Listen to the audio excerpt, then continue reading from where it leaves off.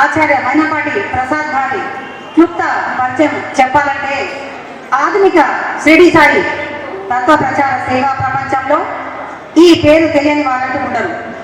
కేవలం సాయీశ్వరుని ప్రేమలో తరించడం కోసమే 20 ఏళ్ల క్రితం విలాసవంతమైన అమెరికాలో ఉద్యోగ జీవితాన్ని కూడా తృణప్రాయంగా త్యజించి అనేక టీవీ ఛానళ్లలో ఇతర మాధ్యమాల ద్వారా అహర్నిశలు సాయి తత్వం ప్రవచిస్తూ సచ్చరిత్ర వైభవాన్ని వివరిస్తూ వందలాది సత్సంగ ప్రవచనాల ద్వారా వివిధ సభల ద్వారా వేలాది మందిని సాయి తత్వ ప్రేమికులుగా మార్చి వారి జీవితాలను చైతన్యపరుస్తూ సాయి తత్వ బోధనలో తనకంటూ ఒక ప్రత్యేక స్థానాన్ని పొందిన ఆచార్యులు శ్రీ మైనంపాటి ప్రసాద్ గారు గత కొంతకాలంగా తమ అజ్ఞానపూరిత మూర్ఖపు చర్యలతో సాయి భక్త ప్రపంచంలో అర్థం పర్థం లేని కలకలం సృష్టిస్తూ సాయి భక్తులను గందరగోళానికి గురి చేస్తున్న కొందరు వివాహ మేధావులు ఛాందసవాదులు వికృత చర్యలను తన సత్య తార్కిక వాదంతో నిదర్శన పూర్వకంగా ఆటకట్టించి ఆ దుష్టాచారపు అలజడిని రూపుమాపడంలో దాదాపు సఫలీకృతమైన సాయి సైన్య దళాధిపతి శ్రీ మైనంపాటి ప్రసాద్ గారు.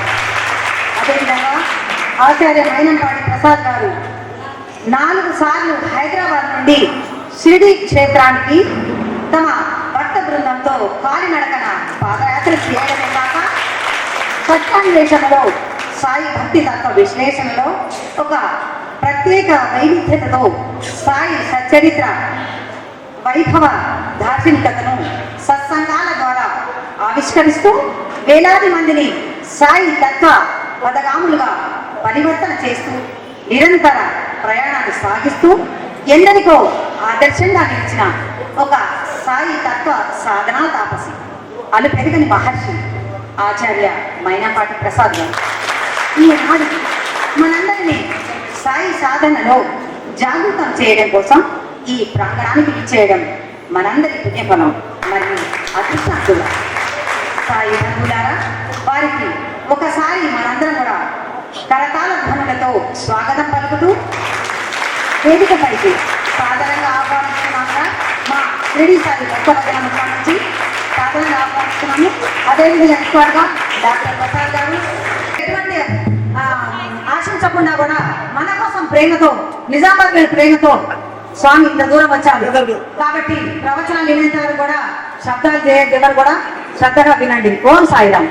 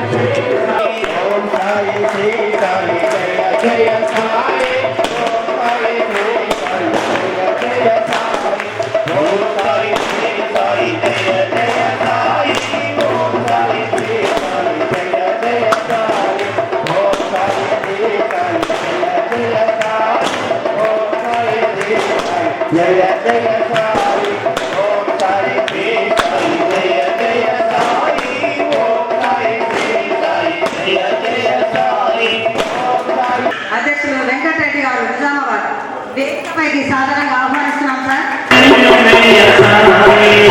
అదేవిధంగా ఆర్టీసీ రమేష్ గారు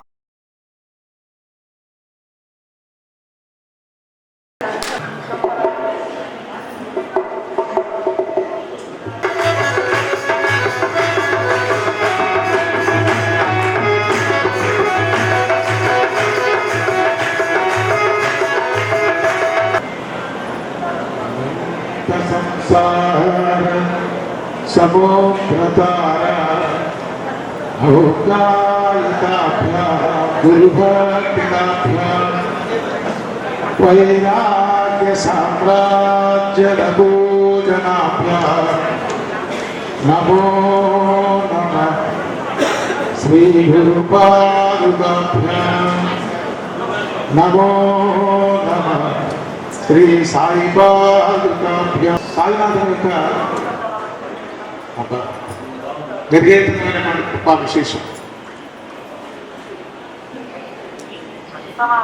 శ్రీ శ్రీ సాయి భక్తజన భజన మండలి. పేరు ఏదైనా హృదయం చాలా ప్రధానం. ఎంతో భక్తి శ్రద్ధలతో ప్రేమతో వారు మొదటి నుంచి ఈ కార్యక్రమం గురించి అడిగినప్పటి నుంచి కూడా నేను ఇక్కడికి వచ్చి కూర్చునే వరకు కూడా వారు చూపించినటువంటి కమిట్మెంట్ నాకు చాలా చాలా ఆనందం. కార్యక్రమం అనేది అందరూ చేస్తారు, ఎన్నో కార్యక్రమాలు జరుగుతుంటాయి, కానీ సాయిబాబా దేనికైతే ఎదురు చూస్తున్నారు అంటే ప్రాణం పెట్టి ప్రేమతో అదే నా జీవనం నా ఊపిరి అనే విధంగా. నాకు వీరిద్దరి పేర్లు తెలుసు, అందరి పేర్లు తెలియదు, వారిద్దరు చేయలేదు. వారి వెనకాల పెద్ద యంత్రాంగం ఉంటుంది నేను తెలుసు. వెంకటరెడ్డి గారు, స్వరూప్ గారు, కోట్ల వారు మాట్లాడుతున్నా వారి వెనకాల ఒక పెద్ద యంత్రాంగం. అదే సాయినాథుడి యొక్క ఆ దివ్య తేజో పుంజం ఆ రూపంలో అందరినీ ఒక్కసారి నడిపిస్తూ ఉంటుంది.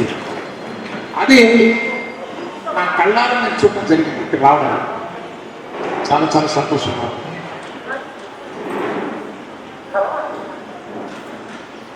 నాకు దయచేసి కొంచెం మనం కొద్దిసేపే ఈ విషయం గురించి మనం మాట్లాడతాం. అసలు మనం ఏం మాట్లాడతాం ఇక్కడ, దేని గురించి మాట్లాడాలి? అద్భుతంగా సాయిబాబా మీద అఖండమైనటువంటి ప్రేమతో చాలా దివ్యంగా దానం చేశారు. ఆ సాయినాథుడు దర్శనం చేయించారు, విఘ్నేశ్వరుడు దర్శనం చేయించారు. చాలా అద్భుతంగా పోయారు, చాలా మనసుకి ఆహ్లాదం అనిపించింది. భజనకి ఆ శక్తి ఉన్నది. స్వామి వివేకానంద మాట చెప్తారు, మనస్సు ఉప్పొంగాలి, ఆనందం అప్రయత్నంగా రావాలి, తేలికగా రావాలంటే ఒకే ఒక మార్గం భజన. భజన అద్భుతంగా పాడుతున్నప్పుడు ఆ తాళాలు లయ అంతా చక్కగా ఉన్నప్పుడు, గాత్రం అద్భుతంగా ఉన్నప్పుడు మీరు పాడినట్టుగా ఏ ప్రయత్నం లేకుండా మనసు ఏ స్థితిలో ఉన్నా సరే ఆ కాసేపు మనసు అడిగి ఉంటుంది. అది భజన యొక్క గొప్ప శక్తి. అందుకోసమే మన సంప్రదాయంలో కర్మ సంకీర్తనకి, నామానికి, భజనకి చాలా పెద్దపీట వేశారు. ఎందుచేతంటే ప్రతి మనిషి కూడా నిత్య జీవితంలో అనేక ఆటుపోట్లకు గురవుతారు. అట్లా గురి కాని వ్యక్తి అంటూ ఒక్కడు కూడా లేడు. ఒక్క జ్ఞాని, ఒక్క భక్తుడు తప్ప. వాళ్ళిద్దరినీ ఏది అంటలేదు. అది ఏమిటో మనం చూద్దాం ఇవాళ. అసలు ఆ భక్తులు అంటే ఎవరు, ఆ జ్ఞానం అంటే ఎవరు, ఎందుకు వాళ్ళు మాత్రమే ఆనందంగా ఉన్నారు? నేను కూడా భక్తులని అనుకుంటున్నాను కదా, నాకెందుకు రావట్లేదు ఆనందం? ఎక్కడ గ్యాప్ ఉంది? దాన్ని ఎలా ఫీల్ చేస్తే నా జీవితం కూడా శోభాయమానంగా ఆనంద కోరికల్లో ఓలలాడుతుంది అనేటువంటి విషయాన్ని సాయిబాబా వారి యొక్క అఖండమైనటువంటి కృపా విశేషం అన్నమాట. ఎందుకంటే ఈ జగత్తులో అనేక విద్యలు ఉన్నాయి, అనేక కళలు ఉన్నాయి. అన్ని విద్యల్లోకి, అన్ని కళల్లోకి చాలా గొప్ప విద్య ఏంటి అని ఒక ప్రశ్న. అంతే కదా, ఏ విద్య అయినా గొప్పదే. అన్ని కళలు ఇవన్నీ చాలా గొప్పవే. అవన్నీ కూడా కొంతవరకు మనిషికి ఆనందాన్ని ఇస్తాయి. కానీ జాగ్రత్తగా గమనించండి, ఈ కళలకి, విద్యకి ఏ రకమైనటువంటి శక్తికైనా సరే మనిషికి పూర్ణమైన ఆనందాన్ని ఇచ్చేటువంటి శక్తి ఉందా? లేదు. ఉందంటే ఎంత గొప్పవాడైనా, ఎంత విద్య నేర్చినా, ఏ స్థాయికి వెళ్ళినా సరే పూర్ణమైన ఆనందాన్ని ఇచ్చేటువంటి శక్తి దేనికి లేదు. ఎందుకంటే ఆ స్థాయికి వెళ్ళిన వాళ్ళు ఎవరు కూడా పూర్ణానందాన్ని వ్యక్తం చేయలేరు. మరి అయితే మనిషికి ఆనందమే లేదా అంటే తప్పకుండా ఉంది. అది ఒకే ఒక విద్య ఉన్నది. ఈ జగత్తులో సృష్టి ఆది నుండి సృష్టికి అంతం లేదు. ఇట్స్ ఎ పెరీనియల్ రివర్, నడుస్తూనే ఉంటుంది. ఈ జగత్తు ఉన్నంత కాలం కూడా ఒక అద్భుతమైన విద్య ఏంటి అంటే దాని పేరు బ్రహ్మ విద్య. ఒక్క బ్రహ్మ విద్య ద్వారా మాత్రమే మనిషి పూర్ణమైన ఆనందాన్ని, పూర్ణమైన సంతోషాన్ని తాను పొందుతూ తన చుట్టూ ఉన్న వాతావరణాన్ని కూడా ఎఫెక్ట్ చేసేటువంటి శక్తి ఉంటుంది.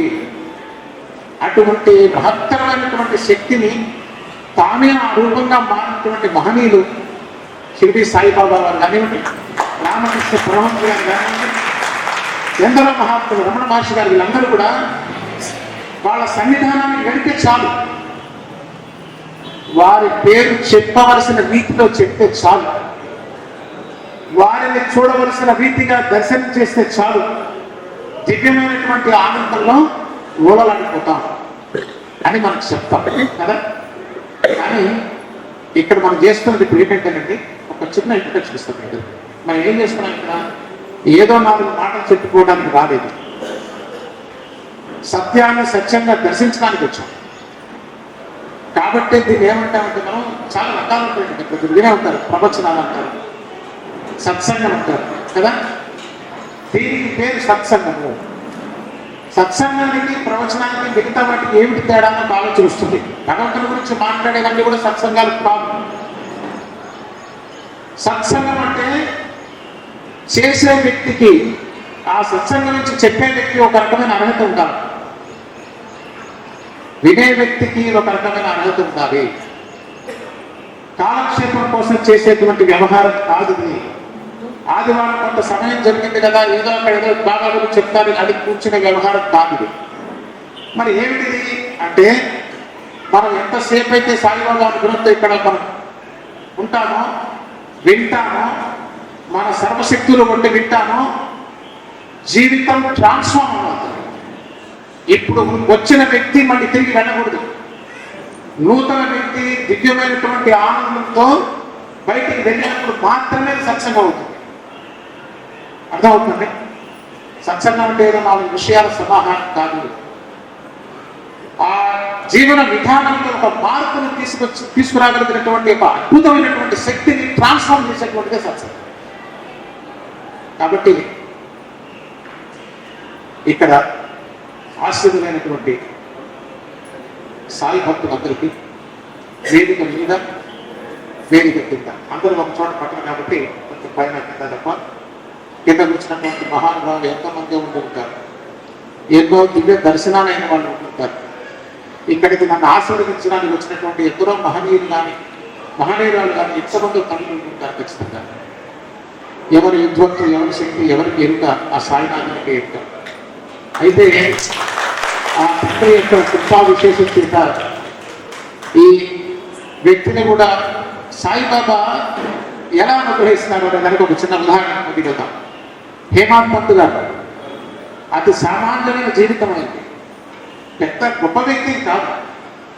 జీవితంలో అనునిత్యం పొక్కులు కాడుతూ, స్థిర మనస్సు లేక, స్థిరమైన గురుభక్తి లేక, ఎలా బ్రతకాలో తెలియక, మనలాగానే అనుమానాలతో, అయోగ్యంతో, క్లారిటీ లేకుండా ఉన్న సందర్భంలో నానాసాహెబ్ చంద్రకర్ చెప్తాడు, దీక్షత్రియులందరికీ స్నేహం, వెళ్ళి కాలక్షేపం చేయకుండా పరమయోగీశ్వరేశ్వరుడు సాక్షాత్తు పరబ్రహ్మ స్వరూపం, ఈశ్వర స్వరూపం భూమి మీద నడయాడుతున్న షిరిడీలో వెళ్ళి ఒక దర్శనం చేయి, మిగతావన్నీ పక్కన పెట్టు, ఆ దర్శనం చేసిన తర్వాత నీ జీవితమే మారిపోతుందని చెప్పినా కూడా బాగా మేనమేషాలు లెక్కిస్తున్నానండి. అంతా మనమే, కొత్తగా ఎవరు లేదు.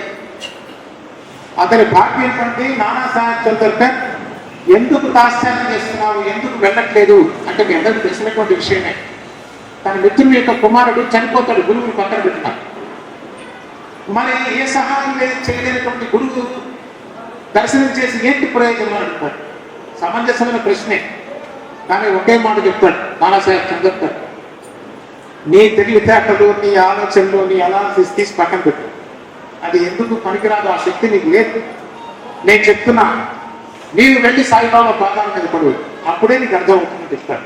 తర్వాత మన అందరూ తెలిసి సాయి సచరిత్రలో నానాసాహెబ్ చంద్రకర్ ద్వారా తెలుసుకొని వచ్చి బాబా పాదాలను అంటే ఆ తూటిలో పుర్లాలని ఎవరైతే సాయిబాబా దగ్గరికి రావడానికి ప్రోత్సాహం చేశారో, ఎవరెవరు ఈ విషయాన్ని తెలియజేశారో వాళ్ళందరికీ నేను కోటి జన్మలు ఎత్తినా వాళ్ళ రుణాన్ని తీర్చుకోలేనని దివ్యమైనటువంటి ఆనందంలో తేలిపోయినటువంటి మహాభాగ్యశాలి హేమాత్మ.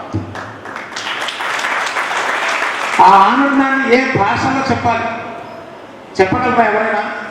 ఒకటే మార్గం, తీసుకెళ్లి సాయిబాబా పాదాల దగ్గరికి తనని శిరస్సు ఉంచి చాలు, నీ జన్మ ధరించిపోతుంది. అక్కడ మన అర్హతతో సంబంధం లేదండి. మన అర్హత ఏం లేదు. మన అర్హత ఒకటే, సాయినాథుని యొక్క దృష్టి మన మీద పడిందా, నువ్వు ఏ స్థితిలో ఉన్నా ఉండు, ఏ పరిస్థితిలో ఉన్నా ఉండు, ఎంత కష్టంలో ఉన్నా ఉండు, క్షణంలోని కర్మని దగ్ధం చేయగలిగినటువంటి సామర్థ్యం సాయిబాబా. వేలాది కోట్లాది మంది సాయిబాబా భక్తుల దివ్యమైనటువంటి ఆనందంలో ఓలలాడుతున్నారంటే సాయిబాబా వారి యొక్క శక్తి సామర్థ్యాలు మహా ఋషి పుంగవుల వల్లే కాలేదు, హేమాత్మంత్ గారి వల్ల కానీ మన వల్ల కానీ అయ్యేటువంటి విషయం కాదు. కానీ తన స్థితి ఆ రోజే బాలభాగ్యంలో వాదన పెట్టుకున్నాడు కదా. మనందరం అక్కడ కనిపిస్తా ఉన్నాం. మనమంతా ఒకటే, రెండు కాదు. బాబా సరిచేయటం మొదలు పెట్టారు. ఏంటి ఆ వాదనలో వాదన అవసరమా? ఏమంటున్నాడు ఈ హేమాత్మంత్ అని ఆ నామకరణ చేశారు. అట్టి అన్నాసాహెబ్ దబోల్కర్ ని కూడా తన సచ్చరిత్రని రాయించి తనని తన వంశాన్ని చరితార్థం పునీతం చేశాడు సాయిబాబా. అట్లా ఎవరిని ఎప్పుడు సాయిబాబా ఎలా ఉద్ధరిస్తారో ఎవరికి తెలియదు. మనం అడగటానికి మనకు తెలిస్తే కదా. ఇదంతా ఎందుకు చెప్తున్నానంటే, అటువంటి ఒక గట్టి కోసం ఇక్కడ కూర్చోబెట్టారు. వాళ్ళ అర్హత ఉంది కాదన్న ఆయన ఉద్ధరణకు తలుచుకొని కూర్చోబెట్టారు. ఇక్కడ ఎవరినైనా కూర్చోబెట్టగలిగిన సామర్థ్యం సాయిబాబా ఉంది. గట్టి కోసం సైనా కూర్చోబెట్టి అద్భుతమైనటువంటి సత్యాన్ని కలిగించగలిగినటువంటి సామర్థ్యం మన తండ్రిది, ఆ పరమేశ్వరుని స్వరూపమైనటువంటి సాయిబాబాది. కాబట్టి ఇక్కడ ఉన్న ఈ కొద్దిసేపు మీరు నేను అతను కూడా ఆ అమృత గంగలో, ఆ జ్ఞాన గంగలో మునగ వేసి మరలా జీవితంలో దుఃఖాన్ని దరిదాపుకు రాకుండా ఉండేటువంటి మానసిక స్థితిని పొందిన తర్వాత కలిసి వెళ్ళాలి. ఇది మన ప్రతిజ్ఞ. చెప్పాలంటే కాలక్షేపం అయితే ప్లీజ్ వద్దమ్మా. స్వరూప గారి గురించి చెప్పాను. వారు వేరు వేరు విధంగా చేయాలంటే పాపం వారు నాకు చాలా ముచ్చట చెప్పింది మొత్తం విన్నారు. వారు అమ్మా, సత్సంగం అనేది ఏదో కాసేపు నాకు కబుర్లు చెప్పుకునే కాలక్షేప వ్యవహారం కాదు. మన జీవితంలో ఉన్న కర్మ రాశిని దగ్ధం చేసి దివ్యమైనటువంటి పదాన్ని మన జీవితాన్ని పెట్టేటువంటి ఒక మహత్తరమైనటువంటి కార్యం. అది చేయాలంటే కేవలం సాయినాథుని యొక్క అనుగ్రహంతో తీవ్రమైనటువంటి తపనతో కూర్చుంటే తప్ప అయ్యేటువంటిది కాదు. అంతేగాని 16 రకాల ఆలోచనలు 36 పనులు పెట్టుకొని ఇక్కడ కాసేపు కూర్చొని పోదామని వస్తే ఇది పూర్తిగా నిరుపయోగం అయిపోతుంది. అర్థమవుతుందా? ఉన్నది ఉన్నట్టుగా మాట్లాడటం నాకు చేత. కాబట్టి ఈ సమయాన్ని పరిపూర్ణంగా మనం తిరిగిద్దాం. ఇచ్చి సాయిబాబా ఏమిస్తారో దాన్ని స్వీకరిద్దాం. ఎందుచేతనంటే సాయిబాబా ఇచ్చింది దాన్ని వర్ణించడం ఎవరికీ కాదు. ఆయన ఒక్కసారి ఆ కరుణా దృక్కులు మన మీద పడ్డాయా మన జీవితం స్వభావం అయిపోతుంది. ఈ జగత్తులో ఎవరికి అటువంటి శక్తి సామర్థ్యాలు లేవు. నేను దాన్ని పరిపూర్ణంగా ఆనందించి అనుభవిస్తూ ఉన్నాను. నేను చెప్పగలుగుతున్నాను. నాకన్నా ఎంతమందో ఇక్కడ అధికంగా అనుభవించి ఆనందించి ఉన్నారు కాబట్టి మీరు అందరు ఇక్కడికి వచ్చి కూర్చున్నారు. లేకపోతే ఎందుకు కూర్చుంటారు? ఆదివారం హాయిగా విశ్రాంతి తీసుకుంటున్నారు. కాబట్టి మనందరం కూడా ఒకే గూటి పక్షులం. అయితే ఒక్క సత్యాన్ని మనం మాట్లాడుకుంటాం. అనేక విషయాలు నేను ప్రస్తావన చేస్తాను ఇక్కడ బాబా అనుగ్రహంతో. వాస్తవం చెప్పాలంటే కష్టం కాదు. కష్టం ఎందుకు అవుతుందంటే మన మనస్సులో వేరే రకమైనటువంటి ఆలోచనలు, ప్రాపంచికమైనటువంటి ఆలోచనలు ఉండటం వల్ల ఆ సత్యం లోపలికి పోకుండా అడ్డుకుంటుంది. ప్రమాణపూర్తిగా చెప్తున్నాను. చెప్పింది చెప్పినట్టు ఫాలో అయితే ఇక్కడే దివ్యమైనటువంటి ఆనందం పొందేటువంటి మార్గాన్ని పొంది దాన్ని తీసుకోమని అంటామని చెప్పి నేను మీ అందరికీ కూడా సవినయంగా మనవి చేస్తున్నాను. నేను ఏదైతే చేస్తున్నానో, నేను ఏదైతే చూశానో దాన్ని మీ ముందు పెట్టడానికి నేను ఈ రోజు నేను రావడం జరిగింది. ఊరికే కాదండి ఏమా. రెండవ విషయం, నేను ఇక్కడ చెప్పే ప్రతి మాట నేను చేసిందే చెప్తున్నాను తప్ప నేను చెయ్యింది మీకు ఒక్క మాట కూడా చెప్పాను. కాబట్టి మిత్రులారా, ఎన్ని పూజలు చేసినా, ఎంత సాధన చేసినా, ఎన్ని కుంభమేళాలకు వెళ్ళినా జీవితంలో సుఖం వస్తుందా? వస్తున్నామా? రావట్లా. Let us be frank. కుండ బద్దలు కొట్టినట్టు సత్యాన్ని సత్యంగా చూద్దాం తల్లి. ఈ కూర్చున్న గంటన్నర మనందరం ఇక్కడ ఇద్దాం. లెట్ us see మనం ఎందుకు ఆనందంగా ఉందామని చూస్తాం. జీవితంలో ఎవరికైనా సరే ఎవరైనా శత్రువు ఉన్నారు అంటే అది మన దుఃఖం. కోట్ల సంవత్సరాల నుంచి మనిషి ఇంత మేధస్సు పెట్టుకొని ఒక్క ప్రాబ్లం కూడా సాల్వ్ చేయలేకపోయాడు. చేశాడా? ఏమిటి మనిషి ఉన్న సమస్య? భయం, బాధ, దుఃఖం. దీనికి సమాధానమే పొందలేకపోతున్నాడు మనిషి. వీటిని పక్కన పెట్టి ఏమేంటో కనుక్కుంటున్నాడు, వేరే గ్రహాలకు వెళ్తున్నాడు, ఏమేంటో చేస్తున్నాడు. కానీ నీ సమస్యలాగానే మిగిలిపోయింది కదా. ఈ సమస్యకి పరిష్కారాన్ని చూపించేటువంటి చాలా సైంటిఫిక్ లాజికల్ మార్గమే సత్సంగం. ఇప్పుడు అర్థమైందండి. సత్సంగం అంటే సాయి సత్సంగులు వచ్చి 4 కథలు చదువుతున్న వ్యవహారం కాదు. అది నేను చెప్పడం అందరికీ బాగా తెలుసు. నాకన్నా బాగా చదివిన వాళ్ళు అనేక సార్లు చదివిన వాళ్ళు ఉంటారు. దానికోసం సత్సంగం కాదు. సత్సంగం అంటే ఇక్కడితో నా దుఃఖాన్ని ముగింపచేసి దివ్యమైన జీవితం ఏదో ఉంది. తుకారాం గారు ఆనందమైన జీవితం గడిపాడు, కబీర్ దాస్ గడిపాడు. ఇట్లా మనం చెప్పుకుంటున్నామే కానీ ఎంతకాలం వాళ్ళ ఆనందాన్ని చూసి మనం ఆనందపడతాం చెప్పండి. మనకు ఆనందం వద్దా? ఖచ్చితంగా కావాలి. అయితే వచ్చే సమస్య ఏంటంటే మనకి మార్గం తెలియదు. ఇది పరమ సత్యం. ఏం అంతేనా? Sir we don't know the way. ఎంత కాలం గడిచిపోయిందో ఆలోచించండి. 30, 40, 50, 60, 70 గడిచిపోయింది. కానీ సమస్యలాగానే ఉంది. ఇంకా ఎంతకాలం లాంటి జీవితం మనం గడుపుతాం ఆలోచించండి. దానికి చరమ గీతం పాడేటువంటి విషయం సమయమే సత్సంగం. అందుకోసమే శరీరానికి ఆహ్లాదాన్ని ఇచ్చేటువంటి గాలి కూడా అక్కడేస్తారు. నేను ఏసీలో కూర్చున్నా, పట్టు పానుపుల మీద కూర్చున్నా, నా మనస్సులో శాంతి లేకుండా ఎందుకు పనికిరాను. నేను స్వయంగా చూసి చెప్తున్నాను. అమెరికన్స్ సైతం చాలా మంది వాళ్ళంతా కూడా అందరూ నా కోడళ్ళు కానీ పిల్లలు కానీ అల్లుళ్ళు కానీ అమెరికాలో ఉన్న సందర్భాలు ఉన్నాయి. అమెరికన్స్ కూడా కలగంటారు. ఏమన్నా తెలుసా? హవాయి ఐలాండ్స్ ఒక్కసారి పోయిస్తే బాగుంటుంది, చాలా బాగుంటుంది. నేను చెప్తున్నాను మిత్రులారా, నేను హవాయి ఐలాండ్స్ వెళ్ళాను. హవాయి ఐలాండ్స్ లో ఒక ఐలాండ్ ఉంది, చాలా బ్యూటిఫుల్ గా ఉంటుంది. దాని పేరు కువాయ్. పరమ సత్యం చెప్తున్న బాబా దగ్గర కూర్చొని నాకేం ఆనందం అనిపించలేదు. అమెరికాలో గ్రీన్ కార్డు వచ్చినా నాకు ఆనందం అనిపించలేదు. కానీ షిరిడీలో ఆధార్ కార్డు వస్తే మాత్రం చాలా ఆనందం. ఎందుకో తెలుసా? సాయిబాబా దగ్గరికి ఎప్పుడంటే ఎప్పుడు వెళ్ళచ్చు. ఆ గ్రీన్ కార్డు నేనేం చేసుకుంటాను ఇప్పుడు 3 మంది దగ్గరికి. కానీ ఇది గ్రీన్ కార్డు ఇచ్చిన కార్డు, ఆధార్ కార్డు షిరిడీలో చాలా ఆనందంగా చెప్తున్నాను. అహంకారంతో చెప్తున్నారు. నా తండ్రి దగ్గర ఎంత ఇప్పుడు మన లైన్లో నిలబడాలంటే కష్టమే కదండి. ఆ కష్టం లేకుండా చాలా గర్వంగా వాళ్ళు చూపించి లోకల్ అని చూపించి బాబా దర్శనం చేసుకొస్తాం ప్రశాంతంగా. ఇంతకన్నా ఏం కావచ్చు? ఇంతకన్నా అసలు మీకు మాట ఎందుకు? ఏ అర్హత లేని నన్ను ఇక్కడ కూర్చోబెట్టి, అరే ఆ భక్తుల మధ్యలో కూర్చొని తరించడానికి సాయిబాబా కూర్చోబెట్టారంటే ఇంతకన్నా భాగ్యం ఇంకేమిటండి? ఏం అర్హత నేను ఇక్కడ కూర్చున్నాను?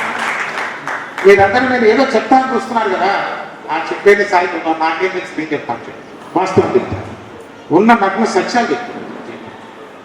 కాబట్టి బాబా వారి యొక్క కృపా విశేషం. నాకు సాక్షాత్తు సాయిబాబా స్వరూపం. బాబాని నేను చూడలే భౌతికంగా, సాయిబాబాని నేను టచ్ చేయలే, సాయిబాబాతో మాట్లాడాను. కానీ సాయిబాబా యొక్క ప్రతిరూపం అయినటువంటి నా గురుదేవుడు మాతృశ్రీ చుట్టూరు కామేశ్వరమ్మ గారు, పూర్వమ్మ గారి యొక్క పాద సన్నిధిలో నేను ఉండేటువంటి భాగ్యం సాయిబాబా ఇచ్చాను. ఆమెను చూస్తే సాయిబాబాను చూసినట్టే, ఆమెను ముట్టుకుంటే సాయిబాబాను ముట్టినట్టే, ఆమె నవ్వు చూస్తే పసిపిల్లల కోసి నవ్వుతున్న ఎంత అందంగా ఉంటుందో ఒకసారి కప్పర్తి రాస్తాయి. సాయిబాబా నవ్వు చూడటానికి జీవితకాలం అక్కడ వేచి చూసిన చాలా బాగుంటుంది. ఎందుకు అంటే అంత అందంగా ఉంటుంది. ఈ జీవితంలో అటువంటి అందాన్ని చూడలేవు. ఆ అందం తువాయిగా హవాయిలో లేదు. నా తండ్రి సాయిబాబా నవ్వులో ఉంది, నా అమ్మ పూర్వ గారి నవ్వులో ఉంది. ఆ అందమే ఆ నవ్వులో ఉన్నటువంటి అందమే నిజమైన మన ఆనందం. అవి చూసి కాదా మహాభక్తులంతా పిచ్చి వాళ్ళు అయిపోయారు. అన్నమయ్య లాంటి భక్తులు, తుకారాం లాంటి భక్తులు, మహాభక్తులు, రామకృష్ణ పరమహంస గారు సైతం అమ్మా అమ్మా అమ్మా అని అమ్మతో మాట్లాడి నడయాడంటే ఏమి ఆనందం పొందుతారు ఏ రామకృష్ణ పరమహంస. అది కదా బ్రతుకంటే.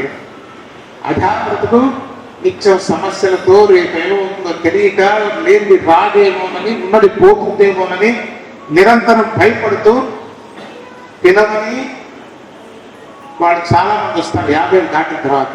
రాదు సంత చక్రాలు వస్తుంటాయి, బీపీ షుగర్, ఈరోజు అనేక వస్తుంటాయి. అదొక గుండెగడ మనం ఎక్స్పెక్ట్ చేయం. పోయే కొద్దికి మార్గం బాగుంటుంది అనుకుంటే పోయే కొద్దికి మార్గం భయంకరంగా ఉంది. ఈ భయంకరమైన ప్రపంచంలో దివ్య తేజోపుంజంతో ఆనందానికి, శాంతికి ఆలవాలమైనటువంటి సాయినాథుని యొక్క దివ్య పాద పద్మములు అయితే ఆ పాద పద్మములే శరణమని ఎవరైతే గట్టిగా సద్గురుని యొక్క పాద పద్మాలు పట్టుకుంటాడో వాళ్ళకి ఏమి ఉండదు. రాసి పెట్టుకోండి. వాడికి బీపీ షుగర్ ఉంటుందేమో కానీ వాడిని ఏం చేయలేదు, చూసేవాడికి తెలుసు. ఏది ఉండనివ్వండి, అవి ఏది కూడా మన తల్లికి రావు. కానీ దివ్యమైనటువంటి ఒక లోకాన్ని సాయిబాబా మన కోసం సృష్టిస్తాడు. పరమసత్యం చెప్తున్నాను. ఏ నిజమైన భక్తుడికైనా ఇది అనుభవంలో ఉంటుంది. వాడు ప్రపంచంలోనే ఉంటాడు తుకారాం లాగా, అందరిలాగే తిరుగుతాడు, అందరిలాగే ఉంటుంటాడు, అందరిలాగా ఆడతాడు, పాడతాడు. కానీ వాడి యొక్క మానసిక స్థితి మాత్రం చాలా అద్భుతంగా ఉంటుంది, చాలా అద్భుతంగా ఉంటుంది, వర్ణనాత్మకంగా. ఈ ప్రపంచంతో సంబంధం ఉండదమ్మా. అటువంటి భక్తులు చాలా మంది ఉండి ఉంటారు, నేను చెప్తున్నాను. ఎందుకంటే అది అనుభవిస్తూ జీవిస్తున్నాను కాబట్టి. నీ ప్రపంచం వేరే. ఆ ప్రపంచ సృష్టికర్త ఎవరంటే నీ సద్గురువు. అదేవిధంగా మా గురుదేవుని తలుచుకోకుండా చెప్తే దానికి అర్థమే లేదు. ఎందుకంటే ఈ రోజున ఇంత ఆనందాన్ని, ఇంత సంతోషాన్ని, ఇంత వైభవాన్ని నేను అనుభవిస్తున్నానంటే కేవలం ఆమె యొక్క కృపా విశేషం. నిజం చెప్తున్నట్టుంది, సద్గురువు యొక్క దృక్కు చాలా.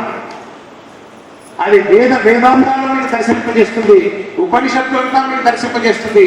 ఏ విద్య అయితే మనం చెప్పుకుంటున్నామో బ్రహ్మ విద్య, ఆ బ్రహ్మ విద్యని మీరు ఎవరిని అడగకుండా, ఏది చదవకుండా మీలో ఉన్నటువంటి చైతన్యమే మీకు జ్యోతికమైనట్టు చేస్తుంది. పుస్తకాలు చదివినంత మాత్రాన ఆనందం రాదు. బాబా ప్రసాద్ నవ్వుతూ చెప్తారు, వీళ్ళందరూ కూడా బ్రహ్మాన్ని పుస్తకంలో చూడాలనుకుంటున్నారా అంటారు సాయిబాబా. అంటే దాని అర్థం ఏంటి?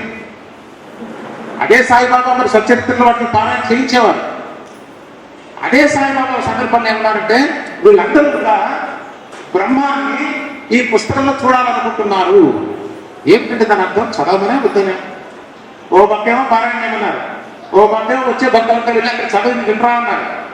చదువుతున్న వాళ్ళని చూసాను బ్రహ్మని ఈ పుస్తకంలో చూడాలనుకుంటున్నారంటే చూడటం కుదరదు. అక్కడ విషయం ఏంటంటే పారాయణ చేయడం ద్వారా మరొకటి చేయడం ద్వారా కాదు, బాబా చెప్పిన మాటని ఆచరించడం ద్వారా. అది పారాయణే కావచ్చు, ప్రదక్షిణే కావచ్చు, మరొకటి కావచ్చు. చల్లదనం ఉంటే చచ్చిపోయే జబ్బు వాడు తీసుకుపోయి ఆ చల్లదనంలో పడేశారు సాయిబాబా. ఏమిటక్కడ వైద్యం? ఆయన వాక్కు, ఆయన సంకల్పం, ఆయన దృష్టి. అక్కడ పారాయణలు లేదండి. ఆ తండ్రి యొక్క చల్లని చూపులో ఉంది. మరి బాబా చెప్పినట్టు చేయకుంటే దాని అర్థం ఏంటండి? నిజమైన శరణాగతి. ఏ ప్రశ్న లేదు. కాకా సాహెబ్ దీక్షిత్ స్వచ్ఛమైన బ్రాహ్మణుడు, ఏ రోజు హింస చేసి అరగడు. మీ అందరికీ తెలుసా కదా, నేను పూర్తిగా చెప్పకుండా ఒక పూర్తి చెప్తున్నా. నరకం అంటే నరకడానికి తయారయ్యాడు. ఆ గోచి కట్టాడు, గట్టిగా కట్టి తీశాడు, ఎగిపోయాడు, నిలబడ్డాడు. ఏం దీక్ష చూస్తున్నావు, వేసేమన్నాడు సాయిబాబా. జై సాయిబాబా పట్టుకుపోతున్నాడు. ఆగు, నువ్వు ఏమి బ్రాహ్మణుడు అయ్యా, జీవితంలో అసలు హింసని జరగవు కదా. నువ్వు అందరూ బక్క చిక్కున్న మేక నేను దాక్షిణ్యంగా దొరికిస్తున్నావే. బడే బాబా వెనక్కి వెళ్ళిపోయాడు. చివరికి రాధాకృష్ణమాయ కూడా కత్తి పంపించి వెనక్కి తెప్పిస్తుంది. శ్యామ అంటే గాయం రాలయ్య. ఎవరు శ్యామ అంటే నందీశ్వరుడు అంటాం మనం. సాయిబాబా పక్కనే ఉంటాడు. ఎవరికైనా రికమెండేషన్ శ్యామ ద్వారే. వీళ్ళందరూ పక్కన పోయారు. వాళ్ళ జ్ఞానం నీకు లేదు, నువ్వు బ్రాహ్మణుడు ఎట్లా తప్పుతున్నావు అంటే దించుతాడు సాయిబాబా. నాకేం తెలియదు, నువ్వు ఏం చెప్తే అది నాకు వేరు సాయిబాబా. ఆ మేక తలకాయ ఈ తలకాయ చేసినట్టు చేసిస్తాను. ఎందుకని అడగను. బిడ్డ చనిపోతే చూశాడే కానీ అక్కడ కూర్చున్న పరమేశ్వరుడు చనిపోయిన వాళ్ళు కూడా లేకపోతే సామర్థ్యం. బిడ్డ కన్నా ప్రేమ ఎవరికన్నా ఉంటుందంటే బిడ్డ మీద కన్నా ఇంకేముంటుంది ప్రేమ. అయినప్పటికీ సాయిబాబా దగ్గరికి వెళ్ళి ఎప్పుడు కూడా సాయిబాబా నా బిడ్డకి బాగాలేదని చెప్పలా. అంటే సాయిబాబాకి సర్వం ఎరుక. ఇది బ్రహ్మాస్త్రం అండి. సాయిబాబా ఏది చేస్తే అది నాకు మేలు, అది తప్ప నాకు ఇంకొకటి అక్కర్లేదు. ఇది శరణాగతికి చిహ్నం. అంతేగాని మనం చేసిన పారాయణంలో లేదండి. సాయిబాబా చెప్పిన వాక్కుని మనస వాచ కర్మణ ఆచరించడంలో ఉంటుంది. దాంట్లో మంచి చెడుతో మనకు సంబంధం లేదు. మనకి ఏది చెప్తా, ఏది మంచిదో ఏది చెడ్డదో, నా గురువు ఏది నిర్దేశిస్తే అది నేను చేస్తాను, ప్రాణాన్ని అట్టేసినా సరే అనేటువంటిది చాలా ప్రధానమైనటువంటి విషయం. సాయిబాబా భక్తులుగా మనందరికీ అర్థం చేస్తున్నదే మరొకసారి మనం దాన్ని చూసుకోం. ఇక్కడ ఒక చిన్న కథ కాని కదా, వాస్తవమైన విషయాన్ని మార్చుకోం. ఒక గురువు ఒక శిష్యుడు ఇద్దరు నడిచి వస్తున్నారు.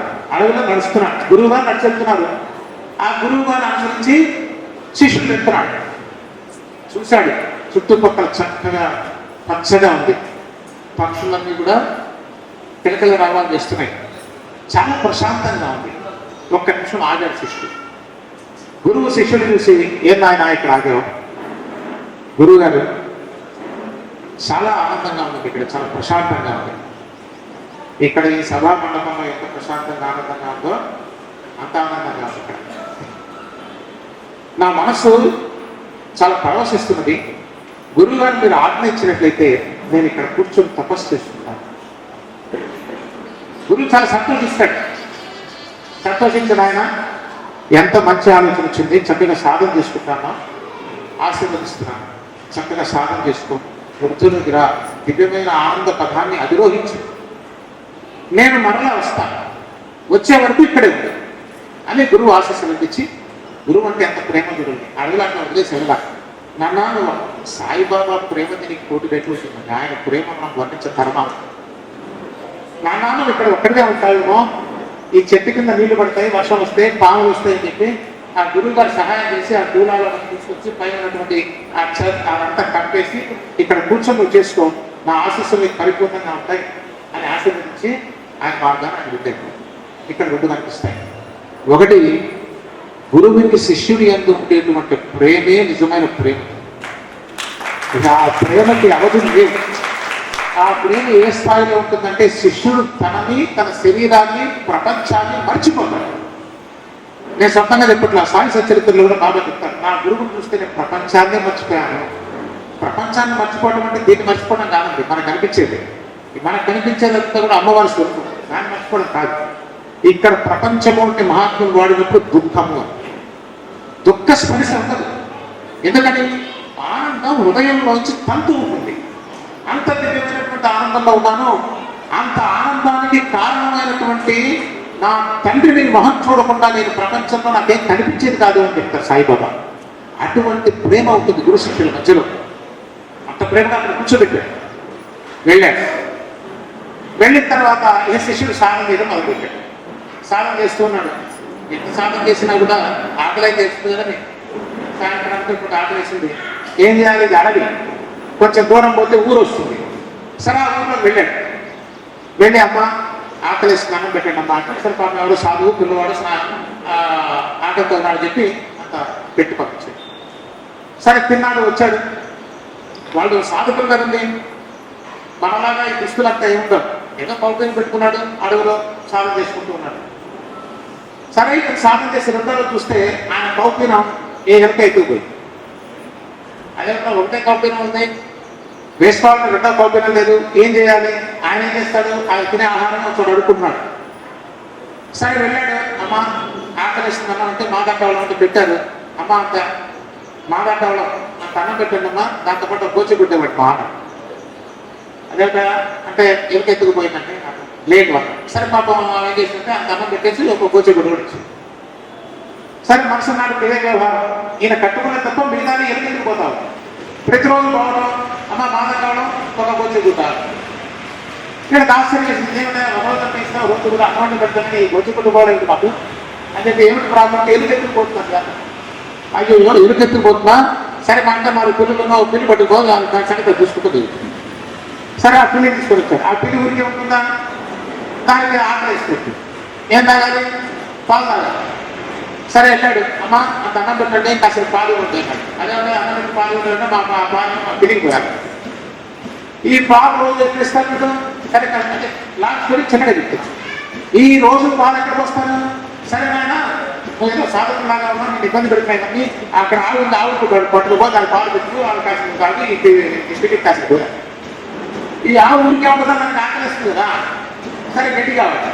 గడ్డి కావాలంటే మాకు ఎవరో ఉదాహరణ ఉన్నాయన్నా, దానికి ఉంటే దాని పక్కన ఒక ఎక్కడ నా స్థలం ఉంది, అది తీసుకోబో, ఆ గడ్డి దాన్ని పెట్టు, దాని పాలు కాదు, ఈ గోడలు పోతున్నాడు. సరే పొలం ఊరికే ఉంటుందంటే ఊరికే పండుతుందా, దానికి మనుషులు కావాలి, పెట్టాలి, చెయ్యాలి. ఇది పండించడం మొదలు పెట్టి పండిస్తే ఊరికే ఉంటుందా, పంట వస్తుంది. ఆ పంటను ఏం చేస్తాడు? అంతా తిరిగాడు కదా, కొంత తగ్గాడు, ఆ లాభం వచ్చింది. ఈ విధంగా ఒక పెద్ద బిల్డింగ్. ఇదంతా చూసి ఒక సోదరుడు గారు బాగా డబ్బున్న వాళ్ళు, అయ్యో మంచి ఉచ్చ స్థితిలో ఉన్నాడు, పిల్లవాడు కూడా మంచివాడు, మా అమ్మాయి సుఖపడుతుంది, ఆస్తి కూడా బాగానే ఉంది, అంత గిట్టాలేం కాదు, పొలాలు ఉన్నాడు, వ్యవహారం అంతా ఉంది, పిల్లలు పెట్టి ఏ పిల్లలు అంతా కొత్త బంగ్లా, నౌకర్లు, చాకర్లు అంతా తయారైంది. పాపం గురువు గారు కొంచెం కాలం తర్వాత ఈ శిష్యుని దర్శనం చేద్దామని ఆయన ఇస్తున్నాడు. ఈ ఏడు కాకుండా బిల్డింగ్ నా బాగా లేదు, ఇలా లేదు. ఏమో నాకు భద్రం ఉన్నారు కదా, సాధన లేదు సార్, మా షావుకారు గారు లోపల నన్ను పిలవమంటారన్నాడు. ఇక్కడ మీ షావుకారు వాడు ఏమో బడి కలమన్నాడు. కొనగా వీడు వస్తున్నాడు బయటికి. ఏమి రాదు, ఏమైంది రామాయణ అన్నాడు. ఏమో గురువు గారు అట్లా అయిపోయింది. ఆయనది కాదు మన పరిస్థితి అట్టది. ఆయన మన పరిస్థితి అలా లేదు. ఒక చిన్న దాంట్లో మొదలుపెట్టి భగవంతుడు ఒరే నాన్న కాసేపు కాలక్షేపంగా అట్లా టూర్కి పోయిరారా అని మనల్ని ఇక్కడికి పంపించాడు. అంతేనా? ఇప్పుడు మనం చార్ధామ ఇక్కడికి పోయాం, ఏం చేస్తాం? అక్కడ 4 చూస్తాం, 10 రూపాయలు నేను వస్తువు కొనుక్కొని వస్తాం. అంతేనా? చార్ధాంలో సెట్ కొని ఏంటంటే ఒక ఎకరం ఎంత అక్కడ కొని అక్కడ మేము సంసారం పెట్టాం కదా. అట్లాగే భగవంతుడు మనందరినీ భూమి మీద పంపించాడు. పంపించి ఒరే నా యొక్క వైభవాన్ని చూసి సంతోషించి 4 రోజులు అట్లా సరదాగా తిరిగి వచ్చేయని చెప్పాడు. కానీ మనం ఏం చేశాం? ఆస్తులు, పాస్తులు, బంధాలు, బాంధవ్యాలు, కొట్లాటలు, కోర్టు వాయిద్యాలు, బాధలు, నానా సమితంతా కూడా వేసుకొని అల్లాడి మళ్ళీ మనం ఏం చేస్తున్నాం? మళ్ళీ అదే సాయిబాబా దగ్గరికి పోతా ఉంటాం. సాయిబాబా కష్టం వచ్చింది, ఏం చేయాలి? అలా ఉన్నదమ్మా జీవితం. కాబట్టి సాయిబాబా ఇచ్చినటువంటి జీవితం చాలా అపురూపమైంది, చాలా అద్భుతమైంది. ఎప్పుడు దానికి తగిలించకుండా ఉంటే మీ భావాలు నాపై పడవేయడం సాయిబాబా చెప్తున్నాడు. ఎందుకంటే ఈ ఎక్స్ట్రాలరీ నువ్వు తగిలించుకోకరా నాయన. ఒక మహామంత్రం ఉంది, ఏంటో తెలుసా అండి? ఈ ప్రపంచంలో బ్రతకాలంటే గుర్తుపెట్టుకోండి, ఓం నమో నారాయణాయ అనే మంత్రం ఎంత గొప్పదో నిజాన్ని ధైర్యం చేసి చెప్తున్నా. అంతకన్నా గొప్ప మంత్రం ఏంటో తెలుసా? ఈ ప్రపంచంలో సుఖంగా బ్రతకాలంటే ఎంతో అంతే. ఇది గుర్తుపెట్టుకో. ఏంటది? ఎంతో అంతే.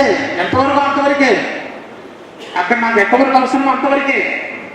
ఎవరన్నా పిలిచారండి, భోజనాలు పిలుస్తారు మిత్రులకి, భోజనం చేసి వచ్చేయాలి. కొంతమంది అలా ఉండరు. ఆ ఇల్లు బాగుందండి, ఎప్పుడు కొన్నారేంటి, ఎంత అయింది, ఏ సంవత్సరంలో కొన్నారు, అప్పటికి ఇప్పుడు రేట్లు బాగా, ఇవన్నీ అవసరం అండి. ఇది సంస్థ.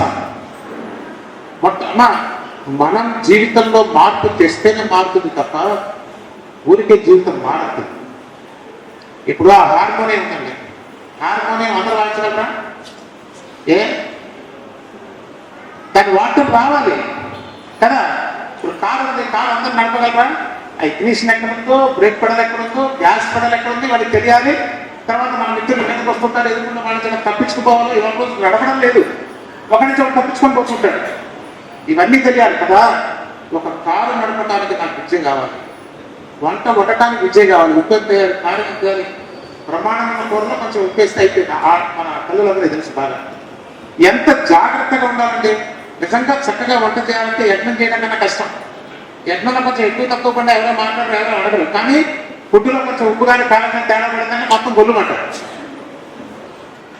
మరి ఇటువంటి ఒక జాములో అరిగిపోయే అన్నానికి అంత జాగ్రత్త తీసుకుంటున్నామే.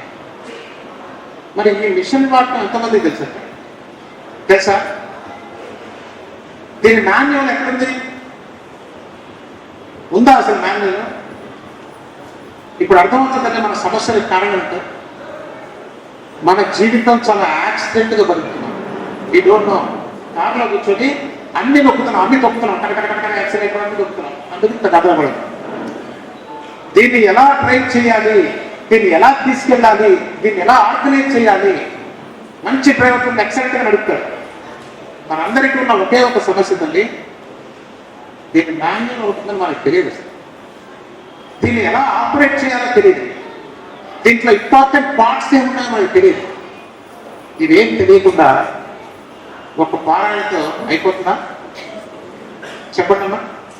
అందుకు ఇప్పుడు అర్థమైందా ఎందుకు మనం ఏం చేసినా మనకు సుఖం రావట్లేదంటే మనం ఏ పడలు పెడితే ఎట్లా పడితే అట్లా వస్తున్నాం. ఇంకా పైన ఏం చేస్తారంటే డ్రైవింగ్ రాని వాళ్ళు వచ్చి ఈ డ్రైవింగ్ రాని వాళ్ళు డ్రైవింగ్ నేర్పిస్తారు. వాడే పోతున్నాడు. మీకు అర్థమవుతుందని చెప్పింది. నీవు చక్కని డ్రైవర్ అయితే నువ్వు డ్రైవింగ్ నేర్పించగలవు. నీ బ్రతుకే అస్తవ్యస్తంగా ఉంది, నీ జీవితమే అగమ్య గోచరంగా ఉంది. నువ్వు పోయి జీవితం గురించి వాళ్ళు చెప్తున్నావు. నిజం చెప్పాలంటే సిగ్గుపడాలి. పచ్చిగా చెప్తున్నా, తప్పమ్మా చేయకూడదు. నీ జీవితాన్ని నువ్వు చక్కగా ఆర్కెస్ట్రా చేయగలిగినప్పుడు, నువ్వు ఆ మాన్యువల్ చదివినప్పుడు, నువ్వు నిజంగా ఆనందపడుతూ ఉన్నప్పుడు, ఎవరైనా డ్రైవింగ్ నేర్చుకుంటాననే ఆలోచన ఉన్న వాళ్ళకి, అర్హత ఉన్న వాళ్ళకి, నేర్చుకోగలిగిన వాళ్ళకి చెప్పడం అనేది ఉచితం. ఇప్పుడు అర్థమవుతుందండి ఎందుకు సత్సంగాలు పండట్లా, ఎందుకు ఉపన్యాసాలు ఏం పని చేయగలరా, ఎంతమంది గురువులు వచ్చి చెప్పినా ఏం చెప్పినా ఎక్కడేసిన గొంగలి అక్కడే మన బాధ.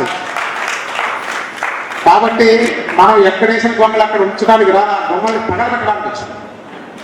అర్థమవుతమ్మా? సత్సంగం అంటే ఏంటో అర్థం తెలుసా? సత్సంగం ఎంటర్టైన్మెంట్ కాదు. చాలా మంది పొరపాటు పడుతున్నారు. సత్సంగం కానీ స్పిరిచువాలిటీ కానీ it is not an entertainment.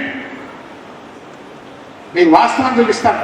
అసలు ఎందుకు ఈ ఆధ్యాత్మిక ఇవన్నీ కూడా ఎంటర్టైన్మెంట్స్ అని కాలేదా?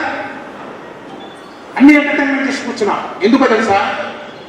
నా కష్టానికి సొల్యూషన్ నాకు తెలియదు, నేనేం చేయాలి నాకు తెలియదు.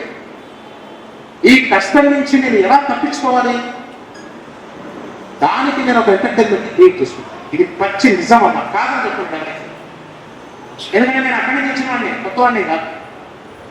నాకున్న సమస్యలకి, నాకున్న బాధలకి, నాకున్న కష్టాలకి ఏం చేయాలి నాకు తెలియదు. ఎప్పుడూ చెప్పట్లా.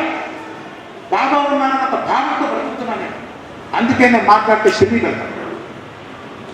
నిజం చెప్పండి అమ్మా, షిరిడి వెళ్ళి దివ్యమైన ఆనందంగా ఉంటున్నారా? ఒకసారి మా మిత్రుడు అమ్మగారి దగ్గరికి వచ్చారు, మా గురుగారు. అతని పేరు శివుడు. అడిగారు, ఎలా శివుడు షిరిడి పోయించావా లేదా అంటే పోయించాను. సాయిబాబా చూసావా? నేను ఏం చెప్పాను అర్థం. షిరిడి పోయితే సాయిబాబా చూసామని అడుగుతారంటే సాయిబాబా చూడక ఎవరు చూస్తామా షిరిడిలో? దాని అర్థం అంటే తెలుస్తుంది. నిజంగా సాయిబాబా దర్శనం అయితే జరగాల్సిన ఏంటో తెలుసామా? ఏం జరగాలి?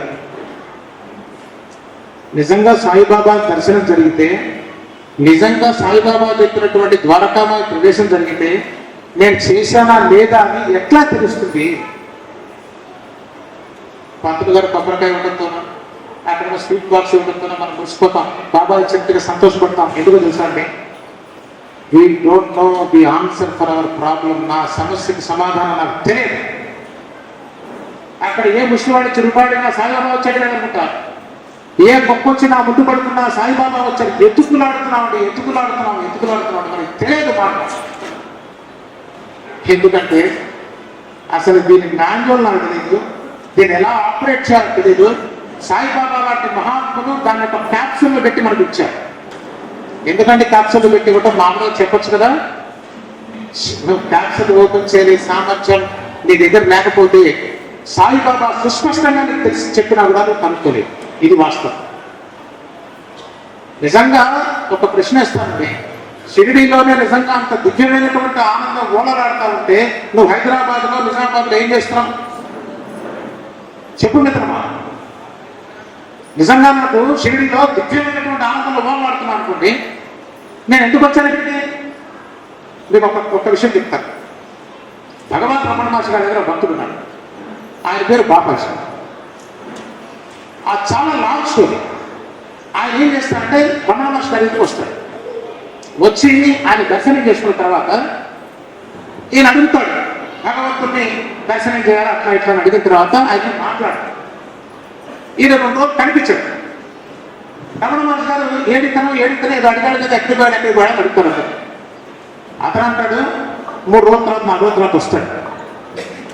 ఏమైనా ఎక్కడికి వెళ్ళావు నువ్వు, 2 రోజుల నుంచి కనిపించలేదేమి అని అడుగుతారు రమణ మహర్షి. ఆ బాపాజీ ఏమంటారు వినండి జాగ్రత్తగా. ఏం లేదు మహర్షి గారు, అరుణాచలం వెళ్ళేవాళ్ళకి చాలా అంటే అక్కడ కొండలు ఉంటాయి. ఆ కొండ అవతల ఒక దేవాలయం ఉంది, కృష్ణ దేవాలయం. ఆ దేవాలయంలో కూర్చున్నాను, కృష్ణుడు కనిపిస్తున్నాడు, కృష్ణుడితో ఆడుకున్నాను ఇప్పుడు దాకా, వచ్చేసాను అని చెప్పాడు. చాలా జాగ్రత్తగా ఉంటున్నాను. మన మనసు ఎన్ని జిమ్మిక్కులు చేస్తుందో ఏమేం చేస్తుందో నీకు అర్థం. ఏమంటున్నాడు, ఆ కొండ అవతల కృష్ణ మందిరం ఉంది, నాకు కృష్ణ దర్శనం అవుతూ ఉంటుంది, కృష్ణుడు పిలిస్తే వస్తాడు, నేను కృష్ణుడితో ఆడుకుంటాను, అలా ఆడుకొని వచ్చేసాను అని చెప్పాడు. మహర్షి గారు అడుగుతున్నారు, ఆ కృష్ణుడు ఏడిప్పుడు అని అడిగాడు. ఇప్పుడు లేదు సార్. అప్పుడు వచ్చాడు, ఆడుకున్నా, వెళ్ళిపోయాడు. వచ్చి వెళ్ళిపోయేవాడు కృష్ణుడు ఎందుకు అవుతాడయ్యా? అర్థమవుతుందమ్మా. వచ్చి వెళ్ళేవాడు కృష్ణుడు కాదు అంటే ఎన్నో భ్రమంలో ఉంటాం కదా. ఇంకో మాట చెప్పారు రమణ మహర్షి. ఆ కొండ అవతల చాలా ప్రశాంతంగా ఉందండి, కృష్ణుడితో ఆడుకుంటే అన్నాడు. 2 రోజులు నా ప్రశాంతం ఉంది, 4 రోజులుంటే ఆ ఉన్న ప్రశాంతత పోతుంది. చెప్పగలరు ఎవరైనా మాటలు? అది పరమ సత్యం. అలా నాకు అక్కర్లేదు, మనం వెళ్ళి ఉన్నా అనుకోండి. 6 నెలల నుండి షిరిడీలో ఉండలేదు. ఎవరో మనం చెప్తాం, తిరుపతిలో సాక్షాత్తు వెంకటేశ్వరం చూస్తే ఎంతో మైమర్చిపోతామండి. ఎందుకని క్షణం మనం చూసేటప్పుడు చూసి పడేస్తాం కదా. అదే వెంకటేశ్వర సన్నిధిలో 6 నెలల పాటు నువ్వు ఎక్కడికి వెళ్ళకూడదు, లోపల గర్భగుడిలోనే కూర్చోవాలి, పడుకోవడానికి మాత్రం ఇంటికి పోవాలి. ఇంకా ఎంతమంది ఎందుకమ్మా, ఎందుకుండదు? ఇక్కడ ఉందమ్మా పరమ సత్యం. మనం ఏదో మాట్లాడితే సరిపోతుంది. నిజమైన అందం, నిజమైన ఆనందం, నిజమైన సౌఖ్యం ఎంత ఉన్నా తనివి తీరనటువంటి ఆనందం ఒక్క బ్రహ్మ నుంచి అర్థమైతే తప్ప ఉన్నది తప్ప ఈ ప్రపంచంలో ఎక్కడ లేదు. ఈ ప్రపంచం మొత్తం కూడా చాలా జాగ్రత్తగా గమనించండి. ఏ దేవాలయం కానివ్వండి, ఏ పీఠాధిపతి కానివ్వండి, ఎక్కడే కానివ్వండి, ధైర్యంగా చెప్పడం నేను దగ్గరకు వస్తున్నాను. 40 ఎక్కడికో చూపించడానికి ప్రయత్నం చేస్తున్నాను. ఇవన్నీ కూడా మనోజనితములు. గుర్తుపెట్టుకుంటాం. మనకి ఎందుకు ఆనందం రావట్లేదు, ఎందుకు సుఖం రావట్లేదు, ఏమి ఇచ్చినా ఆనందం రాదు. ఎందుకో తెలుసా అండి? ఈ విశ్వాన్ని నీ మనసుకి ఇచ్చిన నీ మనసు శక్తి ఎంత గొప్పదంటే విశ్వం మొత్తాన్ని కూడా కబళించేసి 2 నిమిషంలో నెక్స్ట్ అనేటువంటి శక్తి సామర్థ్యం మన మనసు ఉంది. అర్థమవుతుందా? ఎందుకు దుఃఖపడుతున్నాం మనం? అదే కదా మన టాపిక్, అదే కదా మన ఇంట్రెస్ట్ ఏరియా. ఆ దుఃఖాన్ని నాశనం చేయాలి, ఆ దుఃఖాన్ని దగ్ధం చేయాలి. ఎలా చేయగలం? సద్గురువుని యొక్క పాదపద్మములు అని చెప్తున్నాం. కరెక్ట్. సద్గురుని యొక్క పాదపద్మములు అంటే ఇది కాడు కాదండి. మనందరం ఆ కాళ్ళ మీద పడతా ఉంటాం. అది కాదు. సాయిబాబా చెప్పినటువంటి పదములు, వారు చెప్పినటువంటి వాక్కులో ఉన్నటువంటి ఆంతర్యంలో ఉన్నటువంటి సత్యం నీకు అంతులేనటువంటి ఆనందాన్ని ప్రసాదిస్తుంది. ఇప్పుడు 2 కారణాలు మనం కనుక్కున్నాం, అవునా? ఒకటి, మొదటిది ఏంటంటే మన దుఃఖానికి కారణం మొదటిది ఏంటి? అమ్మాయి ఉపన్యాసం చెప్పాలి. I want your participation also. కాదు మాన్యువల్ మర్చిపో, ప్లీజ్ మర్చిపో. ఇది మర్చిపోతే రాసిస్తా 100 కోటి జన్మలెక్కినా ఎక్కడికి పోయినా కూడా పూర్ణానంద గ్యారెంటీగా రాదు. ఇది గట్టిగా పట్టుకుంటే మీరు ఎక్కడికి పోకల్లా ఈ సత్సంగం అయిపోయి 2 ఏళ్ళ లోపే దివ్యమైన ఆనందం వచ్చి తీరుతుంది. అయితే దాన్ని పట్టుకోగలిగిన శక్తి నా దగ్గర ఉందా లేదా అనేది ప్రశ్న. దీన్నే సాయిబాబా ఏం చెప్పారంటే అర్హత అని చెప్పారు. అర్హత ఏం చేస్తారా? నా ధనాగారం పొంగి పొరలిపోతుంది, అర్హుడైన వాడు ఒక్కడు రావట్లేదని చెప్పాడు. ఎవడా అర్హుడు? ఏమిటి అర్హత?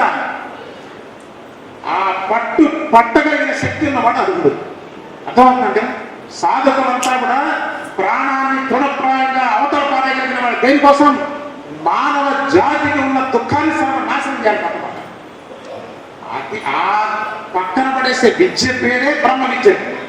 ఇహ ఈ సృష్టిలో ఏ విద్యకి ఆసక్తి లేదు లేదు లేదు.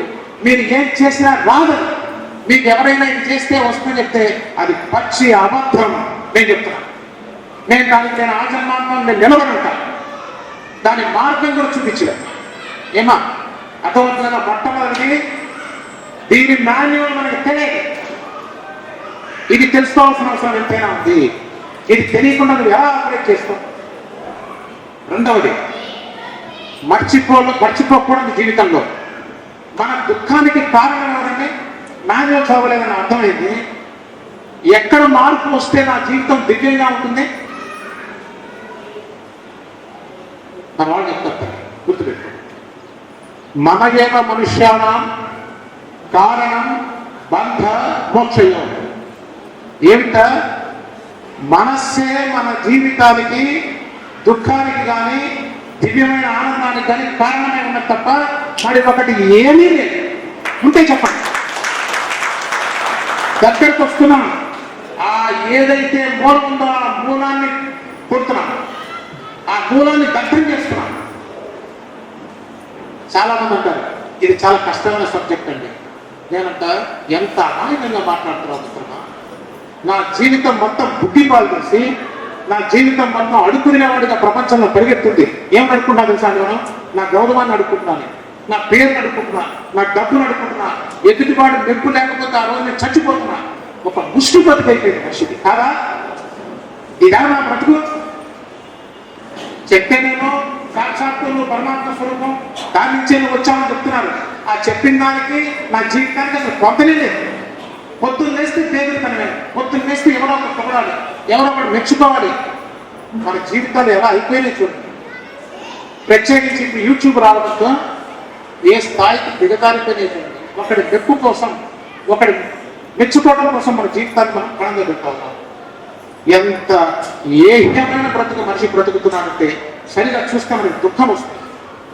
దానికి సొల్యూషన్ తెలియక మనం ఏం చేస్తున్నామంటే అనేక రకాలు అడ్డేసుకుంటాము. ఏంటి? నా దగ్గర బాగా నాకు చాలా పేరు పెట్టారు, మంచి పదం ఉంది కదా, కానీ ఇంటికి వెళ్ళి ఏడుస్తున్నాను. ఇది వాస్తవం కాదా? ఆనందంగా లేకపోతున్నాను. ఎందుకంటే ఈ దుఃఖాన్ని జనరేట్ చేసేటువంటి మనస్సు ఉంది కదమ్మా, ఆ మనస్సు పీక పట్టుకోకుండా ఎవడి తరముగా అర్థమవుతుందా? బోర్పడుతున్నా మన కళలు ఎత్తుకుంటున్నా అర్థమవుతుందండి. మనల్ని పట్టి ఆడిస్తున్నది ఎవరు కాదండి. మన ప్రారంభం అంటాం, మరొకటంటాం. కరెక్టే. ప్రారంభమే మనిషి మీద పనిచేస్తూ దుఃఖ పెడుతూ ఉన్నట్టయితే ఈ 64 కోట్ల జీవరాశికి మనిషికి తేడా ఏంటని నేను ప్రశ్నిస్తున్నాను. ఉందా?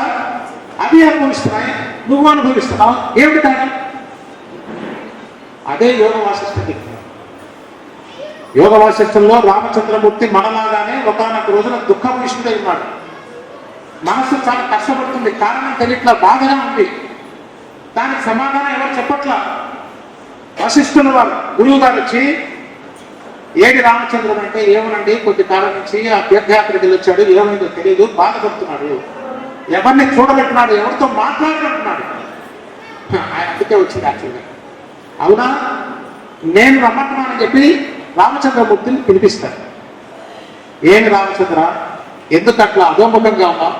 నేల చూస్తున్నాను, నువ్వు ధీరుడివి, సాక్షాత్తు విష్ణుమూర్తి యొక్క అవతారం, ఏమైపోయింది నీ వైభవం అంతా, ఎందుకు అట్లా బాధపడుతున్నావు అని అడుగుతున్నారు. రామచంద్రమూర్తి ఒక్కడేనండి, మనందరం ఆ పరమేశ్వరుని యొక్క బిడ్డలం కాదా?